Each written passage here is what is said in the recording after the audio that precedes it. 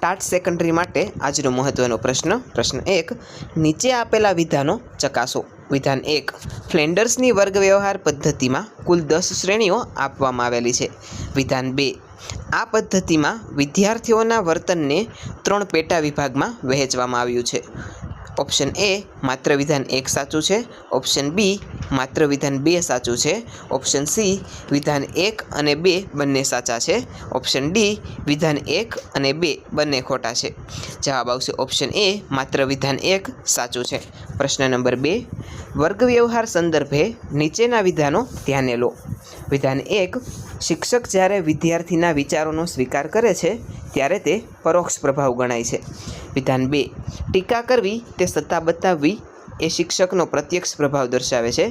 Option A માત્ર વિધાન 1 સાચું છે, ઓપ્શન બી માત્ર વિધાન 2 સાચું છે, ઓપ્શન સી આપેલ બંને વિધાનો સાચા છે અને ઓપ્શન ડી આપેલ બંને વિધાનો ખોટા છે। જવાબ આવશે ઓપ્શન સી આપેલ બંને વિધાનો સાચા છે। આવા જ અન્ય નવા વિડીયો જોવા માટે ચેનલને લાઇક, શેર અને સબસ્ક્રાઈબ કરો। ટાટ સેકન્ડરીની જે વિદ્યાર્થીઓ તો પરીક્ષા રહ્યા છે તેમના માટે પ્લેલિસ્ટ મળી જશે।